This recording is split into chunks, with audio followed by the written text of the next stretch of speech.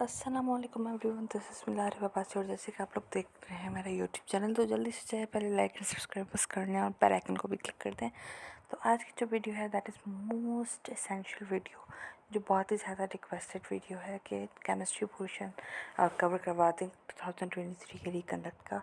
तो वो आज मैं कंडक्ट करवाने जा रही हूँ, कवर करवाने जा रही हूँ, उसे एक्सप्लेन करने जा रही हूँ। तो जल्दी से चाहे पहले लाइक एंड सब्सक्राइब बस कर लें स्टार्ट करने से पहले। तो अभी चलें जी, स्टार्ट करते हैं। So जी, let's move to our first question. First question is on the screen, जो आपको नज़र आ रहा होगा। A following drop of liquid is always spherical due to. तो इसका आंसर जो होगा सरफेस टेंशन। सरफेस टेंशन क्या होगा? तो सरफेस टेंशन एक ऐसी प्रॉपर्टी होती है जो कि किसी भी लिक्विड की उसका ना एरिया कम करने के लिए होती है। वो एक ऐसी प्रॉपर्टी होती है, टेंडेंसी होती है, जो कि इसका काम होता है एरिया को कम करना, सरफेस एरिया को कम करना। तो ये सरफेस टेंशन भी एक यही प्रॉपर्टी है। जैसे फॉलिंग ड्रॉप ऑफ लिक्विड, जैसे आपने वाटर का फॉलिंग ड्रॉप देखा होगा, तो वो भी इस तरह से ही होता है। देन हमारे पास ये आ जाता है next question, that is which of the following is use to make TV and computer screens. तो जी, यहाँ पर जो हमारा आंसर है दैट इज़ प्लाज्मा। प्लाज्मा जो है वो पुराने दौर में जो टीवीज़ आते थे उसमें, टीवीज़ में और कंप्यूटर स्क्रीन्स में यूज़ की जाती थी। अब तो उन टीवीज़ का खैर दौर चला गया है, अभी तो ये एलईडी वगैरह आ गई हैं। पहले ये नहीं होती थी, तो ऐसे टीवीज़ और कंप्यूटर्स में ये इस्तेमाल किए जाते थे। देन जी आ जाते हैं हमारे थर्ड क्वेश्चन पर। विच of the following crystal solid has characteristics of malleability, ductility and electrical and thermal conductivity. तो ये जी हमारे पास मेटेलिक क्रिस्टल्स ही होते हैं। एक इस तरह से मेटेलिक क्रिस्टल या सॉलिड ही एक वो है, ऐसे सॉलिड्स होते हैं जो कि कंडक्ट करते हैं इलेक्ट्रिसिटी। जैसे आपको नाम से पता चल रहा होगा कि मेटल जो होता है ना, मेटल वो कंडक्ट करता है ना इलेक्ट्रिसिटी। तो इस तरह से आप लोग ये याद रख सकते हो कि ये मेटेलिक करेक्टर ये सारे होते हैं। Malleability, ductility, electrical and thermal conductivity, ये सारे मेटेलिक करेक्टर हैं, मेटेलिक सॉलिड्स में आते हैं। Then come to another question that is on your screen, that what happens to the Kc when the catalyst is added to a reversible reaction। जब भी किसी reversible reaction में catalyst add किया जाएगा तो क्या होगा केसी को? तो केसी हमारे पास पहले क्या है, it is constant of equilibrium constant. तो इक्विलिब्रियम कांस्टेंट का क्या होगा? तो इसका जो ऑप्शन है correct, that is D option is correct. D मतलब कि इट विल रिमेन सेम। जो कैटलिस्ट होता है ना, वो उसे रिएक्शन को स्पीड अप या स्पीड डाउन करता है, बट उसका कोई काम केसी को इंक्रीज़ या डिक्रीज़ करने का नहीं होता। तो इस क्वेश्चन का आंसर हो जाएगा डी। देन हमारे पास आ जाता है question number 5, that is the outer body of the dry cell is made up of. The outer body of the dry cell is made up of a, zinc से बनी हुई होती है। जो हमारे पास ड्राई सेल होता है उसके outer body is made of zinc. Then हमारे पास जी क्वेश्चन नंबर 6 आ जाता है, that is which process occurs at anode. तो ये हमारे पास जी एनोड पर ऑक्सीडेशन होती है। इसे याद करने के लिए मैं आप लोग को एक ट्रिक बता देती हूँ, दैट इज़ लाइक दिस, कि यहाँ पर हमारे पास एनॉक्स, मैं दूसरी कलर से लिख लूँ। तो जी आप इस तरह से देखें कि ये है एनॉक्स, और हमारे पास ये आ जाता है रेड कैट। तो इस तरह से जी आप लोग याद रख सकते हो। एनॉक्स मतलब एनोड पर ऑक्सीडेशन, और रेड कैट मतलब कैथोड पर रिडक्शन। तो इस तरह से आप लोग इजीली याद रख सकते हो कि एनोड पर क्या हो रहा है और कैथोड पर क्या हो रहा है। तो इस तरह से ही एनोड पर ऑक्सीडेशन और कैथोड पर रिडक्शन होती है। So the answer for this question is oxidation. Then हमारे पास ये आ जाता है another question, that is question number 7, dipole moment of CS2। CS2 actually this is a linear structure,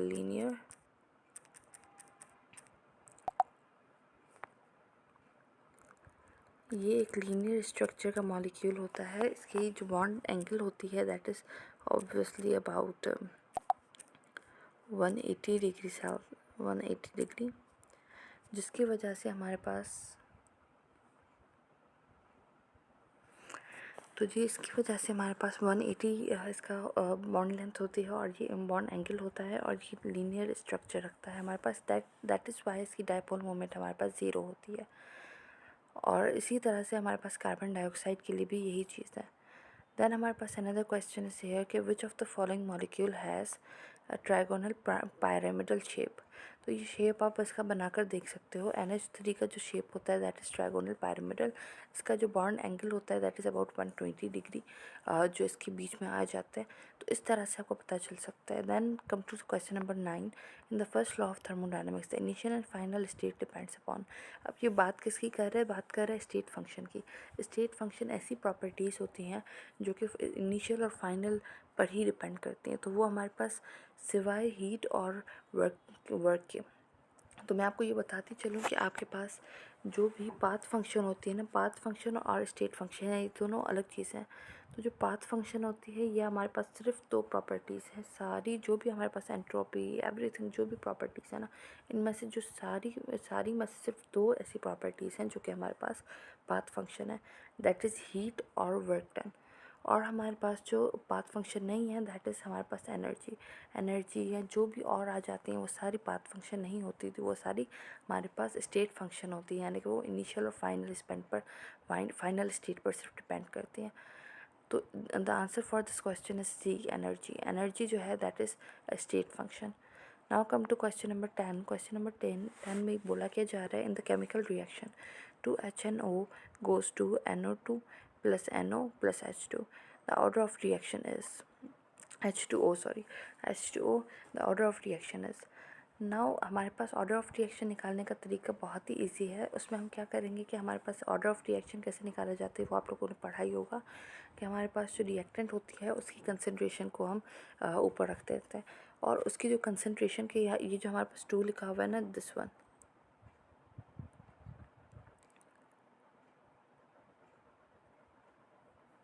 ये मैं इसे हाईलाइट कर देती हूँ। ये जो हमारे पास 2 लिखा हुआ है ना, ये जो 2 है ये हमारे पास क्या हो जाएगा? ये हमारे पास आ जाएगा, इसकी पावर में आ जाएगा HNO2, और इसकी पावर में हमारे पास ये 2 आ जाएगा। जो भी कोफिशिएंट होता है, जो भी इससे पहले लिखा जाता है, वो हमारे पास पावर में आ जाता है। और उसी उन्हीं दोनों, अगर यहाँ पर कोई 2 हमारे पास सबस्ट्रेट होते तो कोई 2 हमारे पास रिएक्टेंट होते तो हम उन दोनों की पावर्स को प्लस कर देते। यहाँ पर हमारे पास सिर्फ एक ही है और उसके हमारे पास पावर में 2 आ रहा है, तो ये हमारे पास सेकेंड ऑर्डर रिएक्शन हो जाएगा। The order of this reaction is second. फिर जी आ जाते हैं 11th क्वेश्चन पर, that is general gas equation. General gas equation is the combination of. तो जनरल गैस इक्वेशन, वैसे तो उसमें एवोगैड्रो लॉ भी आ जाते हैं, दूसरे भी आ जाते हैं, मगर mainly it consist of Boyle's and Charles law. तो the A option is correct, Boyle's and Charles law. Then जी आ जाते हैं हम क्वेश्चन नंबर 12 पर, that is smallest repeating pattern on which crystal lattice is built is known as. तो ये जो क्रिस्टल लैटिस होता है that is built on C हमारे पास ये ऑप्शन आ जाता है यूनिट सेल क्रिस्टल लैटिस का एक बिल्डिंग स्ट्रक्चर होता है, बहुत ही छोटा सा। देन जी हमारे पास क्वेश्चन नंबर 13 आ जाता है, केसी इज़ कॉल्ड। मैंने आपको पहले भी एक कोई क्वेश्चन में मैंने बताया था कि केसी को क्या कहा जाता है। तो केसी का जी यहाँ पर ऑप्शन हो जाएगा डी ऑप्शन हो जाएगा, इक्विलिब्रियम कांस्टेंट। तो इक्विलिब्रियम कांस्टेंट कहा जाता है, सॉल्युबिलिटी प्रोडक्ट तो केपी को कहा जाता है। ठीक है जी। देन हमारे पास ये आ जाता है question number 14, that is 2HI goes to H2 plus I2। अब यहाँ पर what is the order of reaction? जैसे मैंने पहले आपको बताया कि ये जो हमारे पास पावर है 2, तो 2HI लिखा हुआ है, दैट मीन्स 2 हमारे पास पावर आ जाएगी। तो 2 is the order of reaction as well, तो ये 2 भी हमारे पास ऑर्डर ऑफ रिएक्शन है। Then come to 15th is A goes to B, the rate of disappearance is. तो डिसअपेरेंस रेट जो होता है वो हमेशा हम रिएक्टेंट का बताते हैं कि रिएक्टेंट जो डिसअपेयर हो रहा है, तो डिसअपेयर हो रहा है मतलब कि ए की कंसनट्रेशन कम हो रही है। कम होने का मतलब ये है कि हमारे पास नेगेटिव साइन आ जाएगा। नेगेटिव साइन आकर फिर हमारे पास DA/dt, तो ये हमारे पास पर यूनिट टाइम चेंज आ रहा है ए की कंसनट्रेशन में, दैट इज़ डिक्रीजिंग। तो ये हमारे पास ये बी ऑप्शन हो जाएगा, -DA/dt। Then come to question number 16, that is at ordinary condition formaldehyde is. तो ये फॉर्मल्डिहाइड जी ऑर्डिनरी कंडीशंस में रूम टेम्परेचर पर या ऑर्डिनरी कंडीशंस कहते हैं, तो उसमें हमारे पास जी गैस होती है, that is C option. Then question number 17 is the molecular weight of the water soluble protein is. अब जो वाटर सॉल्युबल प्रोटीन होती हैं, जितनी सॉल्युबल मतलब हमारे पास क्या होता है, जितनी कार्बन चेन या कार्बन नंबर बढ़ते जाएंगे ना, उतनी सॉल्युबिलिटी इंक्रीज़ होती जाती है। तो ये हमारे पास वाटर सॉल्युबल प्रोटीन्स जो हैं वो उनके जो मॉलिक्यूलर वेट है दैट इज़ हाई, तो A option is correct, that is high. Then come to 18 में आ जाता है एट इक्विलिब्रियम। एट इक्विलिब्रियम अब आपसे आगे कंडीशन क्या बोल रहे हैं, rate of forward reaction is equal to rate of backward reaction.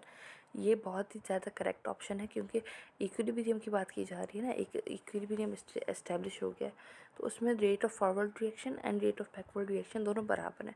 अगर बराबर नहीं होते, जैसे नीचे वाले दो ऑप्शंस में लिखा हुआ है, अगर बराबर नहीं होते ना तो ये दोनों ये इक्विलिब्रियम होता ही नहीं। इक्विलिब्रियम बनता ही तब है, इस्टेब्लिश ही तभी होता है जब ये दोनों बराबर होते हैं। Then come to question number 19 that is fat soluble vitamins are. Fat soluble vitamins हमारे पास ए, डी, ई और के, ये हमारे पास होते हैं फैट सॉल्युबल वाइटामिन्स। ठीक है जी, ये आपको याद रखना है। देन हमारे पास क्वेश्चन नंबर 20 आ जाता है that is maximum amount of product is obtained by the balanced chemical equation by using. तो यहाँ पर जी हमारे पास by using A is option that is theoretical yield. Theoretical yield को यूज़ कर हम यहाँ पर maximum amount of product is obtain कर सकते हैं। So the option correct is A, theoretical yield. अब आ जाते हैं नेक्स्ट क्वेश्चन पर, that is question number 21, percentage of oxygen in water is. तो ये ऑक्सीजन की परसेंटेज हम वाटर में किस तरह से कैलकुलेट कर सकते हैं, मैंने रेड हाईलाइट से लिख लिया है यहाँ पर 16/18 मल्टीप्लाई बाय 100। इससे आप जब भी निकालेंगे कंसनट्रेशन, तो ये हमारे पास 18 क्या है, ये 18 हमारे पास वाटर का मॉलिक्यूलर मास है। तो molecular mass of water is 18 हमने रख दिया, और जिसका हमने निकालना है उसे हमने ऊपर रख दिया, यानी ऑक्सीजन का हमारे पास मास क्या है, that is 16/18 multiply by 100 and the answer will be 88.88। So the correct option for this question is C. Then come to question number 22 that is limiting reactant is one that produces। तो limiting reactant कौन सा होता है, ए हमारे पास correct option हो जाएगा, that is minimum number of moles जो produce करता है, मिनिमम नंबर ऑफ मोल्स जो प्रोड्यूस करता है ऑफ प्रोडक्ट। तो ये हमारे पास करेक्ट ऑप्शन हो जाएगा क्योंकि प्रोडक्ट बनता ही उतना है जितना हमारे पास रिएक्टेंट, लिमिटिंग रिएक्टेंट होता है। तो इस तरह से आप लोग याद रख सकते हो। और B and C and D में हमारे पास रिएक्टेंट की बात, प्रोडक्ट की बात नहीं की जा रही है, और अगर बी में बात की जा रही है तो मैक्सिमम की बात की जा रही है, तो मैक्सिमम हमारे पास करेक्ट ऑप्शन नहीं है। So the correct option for this question is A, minimum number of moles of product. Then हमारे पास क्वेश्चन नंबर 23 आ जाता है, that is nucleophile is a. Nucleophile जी हमारे पास इलेक्ट्रॉन रिच स्पीशी होता है, इलेक्ट्रॉन उसमें ज़्यादा होता है। तो जैसे आपने पढ़ा होगा कि न्यूक्लियोफाइल्स जो होते हैं वो these are activating group of benzene. तो ये आपने क्यों पढ़ा है, ये एक्टिवेटिंग क्यों होते हैं, because they have extra electron pair. तो वो जब इलेक्ट्रॉन डोनेट कर देते हैं अपना बेंजीन को, तो बेंजीन को मोर रिएक्टिव वो बना देते हैं, जबकि जो हमारे पास इलेक्ट्रॉन विदड्रॉइंग ग्रुप होते हैं वो हमारे पास इलेक्ट्रॉन ले जाते हैं, और दैट इज़ वाई वो डीएक्टिवेटिंग होते हैं। सो जी nucleophile is a electron rich species, ये हमारे पास हो जाएगा correct option. Then question number 24 पर आ जाते हैं, the highest temperature at which the gas exist in liquid state is called. तो जी हाईएस्ट टेम्परेचर जिस पर गैस लिक्विड स्टेट में एग्जिस्ट कर सकती है that is called critical temperature. ये आपके न्यू फर्स्ट ईयर की बुक से निकाला गया है, तो ये आप लोग की ओल्ड बुक में नहीं था। तो ये हमारे पास ये ऑप्शन हो जाएगा C, that is critical temperature. Then हमारे पास आ जाते हैं question number 25 that is elimination reaction is in which only substrate involves in rate determining step. तो इसमें जी हमारे पास B option is correct, unimolecular यानी ई वन जो होता है उसमें हमारे पास दो स्टेप्स होते हैं। जो वन स्टेप होता है स्टेप 1, उसमें हमारे पास कार्बोनियम आयन की फॉर्मेशन होती है। तो उसमें हमारे पास एक ही सबस्ट्रेट वो वहाँ पर पार्ट ले रहा होता है उस रिएक्शन में, and that is called rate determining step, क्योंकि वो स्लो स्टेप होता है। ठीक है जी, तो वो हमारे पास यूनिमॉलिक्यूलर हो जाएगा इसका आंसर। बाय नहीं हो सकता, ट्राई और टेट्रा भी नहीं हो सकते। Then come to question number 26 that is Tollens reagent is prepared by adding drops of NaOH plus AgNO3 to white precipitates of. अब इसमें आप सिंपली ये भी कर सकते हो कि ये हमारे पास क्या होता है, आपको कुछ पता नहीं है, आपने पढ़ा नहीं है, मगर ये जब आपके पास इक्वेशन सामने आ गई तो आप इस तरह से देख सकते हो कि जो सोडियम है हमारे पास that is positive, OH is negative, और यहाँ पर हमारे पास पॉजिटिव कौन सा है, हमारे पास silver is positive and NO3 is negative. तो आप सिंपली ऐसे करोगे कि ये पॉजिटिव नेगेटिव के साथ मिला दो और नेगेटिव पॉजिटिव के साथ मिला दो, तो AgOH हमारे पास बन जाएगा और NaNO3 बन जाएगा। तो बिल्कुल इसी तरह से जी हमारे पास ऑप्शन हो जाते हैं B, that is AgOH। Now we come to question number 27, that is which helps in the prevent of change in pH। तो ये जी डी हमारे पास करेक्ट ऑप्शन है, दैट इज़ बफर। बफर जो होता है दैट इज़ अ सोल्यूशन जो हमारे पास act करता है, जो हम पीएच को चेंज नहीं होने देता। देन हमारे पास ये आ जाता है question number 28, that is dry distillation of calcium acetate produces. Dry distillation calcium acetate की क्या प्रोड्यूस करती है, तो इट प्रोड्यूसेस एसीटोन या प्रोपेनॉन। ठीक है जी, क्योंकि हमारे पास अगर हम यहाँ पर कैल्शियम फॉर्मेट ले लेते तो वो फॉर्मल्डिहाइड प्रोड्यूस करता, तो ये कैल्शियम एसिटेट जो है वो एसीटोन प्रोड्यूस करेगा यानी propanone. So the correct option for this question is B, acetone या प्रोपेनॉन। ठीक है जी। Then come to question number 29, the number 75300 can be written as. तो इसमें यहाँ पर कोई भी पॉइंट नहीं नज़र आ रहा आपको, दैट मीन्स ये ज़ीरो के बाद हमारे पास पॉइंट है लास्ट में राइट से जब भी लेफ़्ट जाते हैं तो हमारे पास पॉजिटिव वैल्यू आती है। तो यहाँ पर हमने एक डेसिमल पॉइंट आगे किया, फिर दूसरा, फिर तीसरा एंड देन फोर्थ वन। तो 7.5 multiply by 10 raise to power 4 is the correct option, क्योंकि ये हमारे पास ना ही -4 होगा, -4 तब होता है जब हमारे पास राइट साइड हम जाते हैं, ये हमारे पास -4 तब होता है, और अगर +4 आ रहा है दैट मीन्स हम लेफ़्ट साइड जा रहे हैं। ठीक है जी, तो the correct option is A. Now come to 30, question number 30, X rays were discovered by. X rays किसने डिस्कवर की थी, तो ये हमारे पास की थी जी बी, रोएंटजेन ने, और रोएंटजेन जो था उसी के नाम पर ये एक्सरेज को आगे यही नाम दिया गया था। So the correct option is B. Now हमारे पास 31 आ जाता है, the aluminium is extracted through. तो ये आउट ऑफ कोर्स था, और एल्यूमिनियम जो है ये हमारे पास इंडस्ट्री से रिलेटेड था, जो कि आपके पास नहीं दिया गया था आपके कोर्स में। सो the correct option for this question is bauxite. Bauxite जो होता है दैट इज़ Al2O3.NH2O। तो ये जो हमारे पास होता है इसका फार्मूला बॉक्साइट का, तो ये बॉक्साइट जो होता है दैट इज़ चीफ और ऑफ एल्यूमिनियम। तो जो एक्सट्रैक्ट किया जाता है ना एल्यूमिनियम को, वो भी बॉक्साइट से ही किया जाता है। देन क्वेश्चन नंबर 32 पर आ जाते हैं, that is electrolytically refined copper is. Electrolytically जो रिफाइंड कॉपर होता है दैट इज़ 100% प्योर। तो ये आप C is the correct option 100%। Now हमारे पास क्वेश्चन नंबर 33 आ जाता है, stainless steel is an alloy of. तो ये हमारे पास ये 3 चीज़ों का अलॉय होता है, that is iron, nickel and chromium. So the correct option is C. Now come to 34, question number 34 में क्या कहा किया जा रहा है कि in the orbital of an atom no two electrons can have same set of quantum numbers. It is the statement of. ये जो स्टेटमेंट है ये किस लॉ की है, किस चीज़ की है, कि एक ऑर्बिटल में अगर 2 इलेक्ट्रॉन्स हैं तो उनके सारे सेट ऑफ और क्वांटम नंबर सेम नहीं हो सकते। That was given by poly exclusion principle. ये मैंने अपने वन शॉट वीडियो लेक्चर जो मैंने अपलोड किया था, जिसमें मैंने पास्ट पेपर्स भी करवाए थे, तो वो जो है एटॉमिक स्ट्रक्चर का आपको वो प्लेलिस्ट में मिल जाएगा, तो आप जाकर वहाँ पर देख सकते हैं। तो वहाँ पर मैंने ये बताया भी था पॉली एक्सक्लूजन प्रिंसिपल, और इसके अलावा भी जो क्वेश्चंस आए थे वो भी मैंने वहाँ पर बताए हुए। Now come to question number 35, that is cracking is employed to get increase quantity of petroleum gasoline from. तो ये जी हमारे पास क्रूड ऑयल या पेट्रोलियम होता है जिससे क्रैकिंग की जाती है, जिससे हमें पेट्रोल और गैसोलीन हासिल होता है। तो ये correct option is D, crude oil या पेट्रोलियम। नाउ आ जाते हैं जी 36 क्वेश्चन पर, that is a reaction in which 2 molecules combine and yield single molecule is called. तो ये सिंपली हमारे पास एडिशन रिएक्शन होता है, जिसमें 2 मॉलिक्यूल्स मिलकर हमारे पास एक मॉलिक्यूल बनाते हैं। तो प्रोडक्ट हमारे पास ये एक मॉलिक्यूल का मिलता है, that is addition reaction. Then come to question number 37, that is benzene was first isolated from coal tar bye.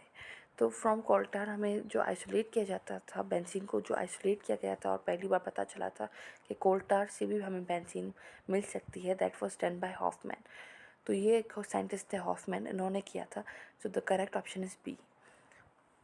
Now जी आ जाते हैं 38 क्वेश्चन नंबर 38 पर। Fuming sulphuric acid at room temperature reacts with benzene to produce. अब fuming sulphuric acid मैंने यहाँ पर red से लिख लिया है कि फ्यूमिंग सल्फ्यूरिक एसिड क्या होता है, SO3 + H2SO4। तो ये हमारे पास क्या रहता है, फ्यूमिंग सल्फ्यूरिक एसिड। तो फ्यूमिंग सल्फ्यूरिक एसिड जो है वो हमारे पास सल्फोनेशन में काम आता है ऑफ बेंजीन। तो यहाँ पर benzene sulphonic acid is the product. ठीक है जी। So the correct option for this question is D. Now आ जाते हैं क्वेश्चन 39 पर। That is replacement of one or more hydrogen of methane is with halogen is called. तो ये तो सिंपल डेफिनेशन है कि जब भी हैलोजन ऐड किया जाएगा तो हमारे पास एक मॉलिक्यूल ऑफ हाइड्रोजन हट जाएगा। And this is the definition of halogenation. Halogenation में ऐसा होता है, हमारे पास कोई हैलोजन ऐड किया जाता है। तो सो ये जो क्वेश्चन है that is also simple question. सो अब आ जाते हैं क्वेश्चन 40 पर। That is P block elements contain. तो इसमें जो ऑप्शन होगा दैट इज़ सी, बट उसमें हमारे पास मेटलॉइड्स भी होते हैं, तो मेटलॉइड्स ऑप्शन में नहीं था। तो आपने करेक्ट ऑप्शन जो पिक करना है that is metals and non metals. Now जी आ जाते हैं क्वेश्चन 41 पर। That is viscosity is a measure of. ये हमारे पास लास्ट ईयर भी आया था, 2022 में भी आया था ये कि viscosity is a measure of. तो resistance in the flow of liquid को कहा जाता है। और मैंने यहाँ पर दूसरा भी नाम लिख लिया है that is friction, fluid friction. इसे फ्लूइड फ्रिक्शन भी कहा जाता है।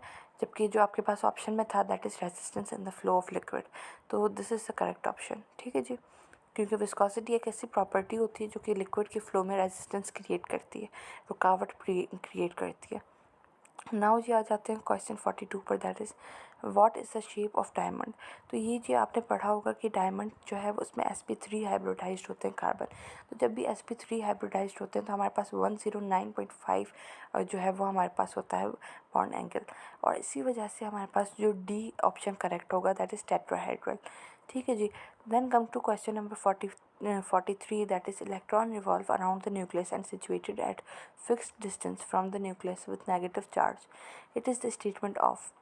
ये भी मैंने अपने उसी वन शॉट में बताया था। उसमें मैंने पास्ट पेपर्स भी दाव ग्रेड्स वगैरह भी सॉल्व करवाए थे। तो ये दाव ग्रेड्स का ही क्वेश्चन है, दैट इज़ बी।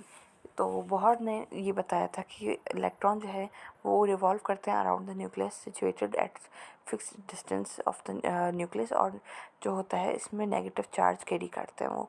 देन हमारे पास ये आ जाता है question 44 that is which radio active radiation has highest penetration power. तो ये भी मैंने अपने उसी में बताया था वन शॉट में कि गामा रेडिएशंस, गामा रेज ऐसे होते हैं जिसमें हाईएस्ट पेनिट्रेशन पावर होता है।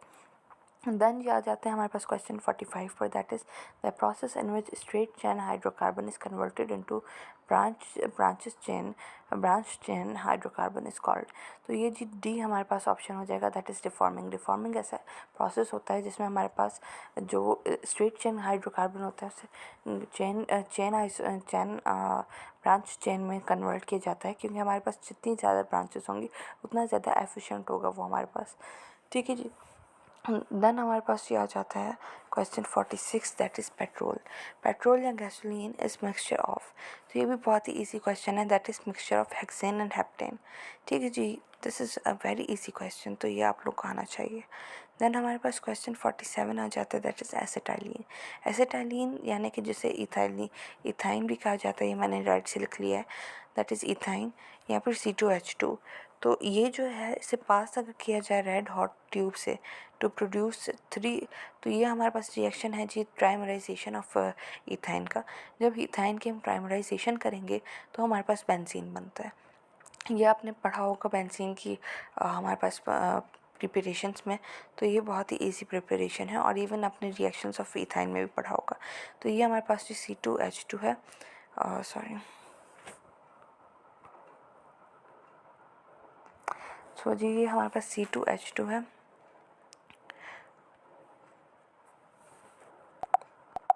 C2H2 जब जाकर रिएक्ट करेगा, 3 ट्राइमराइजेशन करेगा इन रेड हॉट ट्यूब ऑर्गेनोनिकल की प्रेजेंस में, तो हमारे पास बेंजीन बनता है। देन हमारे पास 48 क्वेश्चन आ जाते हैं that is methanol is also called. Methanol को और क्या कहा जाता है, ये भी बहुत ही ज़्यादा इजी क्वेश्चन है दैट इज़ वुड स्प्रिट कहा जाता है। और जी यहाँ पर जो हमारे पास ग्रेन अल्कोहल बी ऑप्शन है दैट इज़ ग्रेन अल्कोहल को हम यहाँ पर इथेनॉल भी कहा जाता है। रबिंग अल्कोहल आइसोप्रोपाइल अल्कोहल को कहा जाता है। और फॉर्मेलिन जो है that is 40% saturated solution of formaldehyde. तो करेक्ट ऑप्शन जो होगा that is A, wood spirit. Then come to the question number 49, जो हमारे पास आ जाता है which of the following is used for ink preservative. Ink preservative के दौरान इंक को जो प्रिजर्व किया जाता है उसमें हमारे पास फिनॉल को यूज़ किया जाता है। So the correct option is A. Then आ जाते हैं क्वेश्चन 50 पर, that is positively charge oxygen is known as oxonium ion. ये हमने डिस्कस किया था हमारे लेक्चर में। ऑक्सोनियम आयन जो होता है उसे पॉजिटिवली चार्ज, जो ऑक्सीजन होता है जिस पर पॉजिटिव चार्ज हो ना, उसे हम ऑक्सोनियम आयन कहते हैं। देन हमारे पास क्वेश्चन 51 आ जाता है, जो कि शायद लास्ट क्वेश्चन है। इसमें हमारे पास diffusion of gas is inversely proportional to the square root of its densities at constant temperature and pressure. The statement of it is the statement of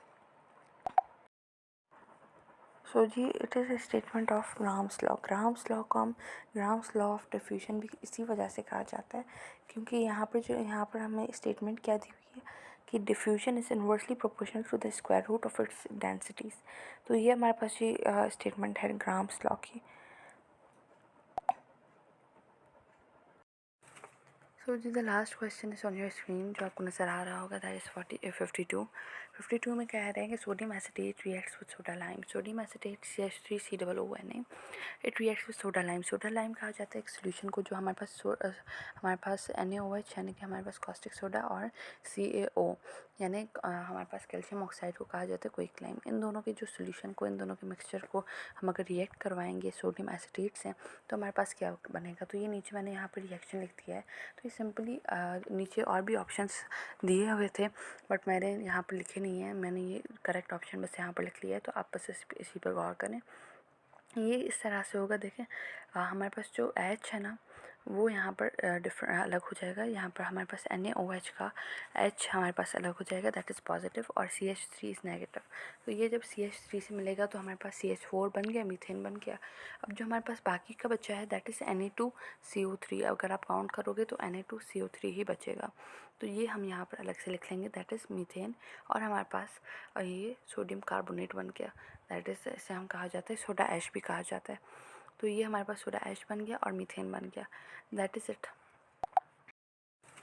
so जी the last question is on your screen, जो आपको नज़र आ रहा होगा, that is 52 में कह रहे हैं कि sodium acetate reacts with soda lime. Sodium acetate CH3COONA, it reacts with soda lime. Soda lime कहा जाता है एक सोल्यूशन को जो हमारे पास NaOH यानी कि हमारे पास कॉस्टिक सोडा और CaO यानी हमारे पास कैल्शियम ऑक्साइड को कहा जाता है क्विक लाइम। इन दोनों के जो सोल्यूशन को, इन दोनों के मिक्सचर को हम अगर रिएक्ट करवाएंगे सोडियम एसिटेट से, तो हमारे पास क्या बनेगा। तो ये नीचे मैंने यहाँ पर रिएक्शन लिख दिया है। तो ये सिंपली नीचे और भी ऑप्शंस दिए हुए थे बट मैंने यहाँ पर लिखे नहीं है, मैंने ये करेक्ट ऑप्शन बस यहाँ पर लिख लिया है। तो आप बस इसी पर गौर करें।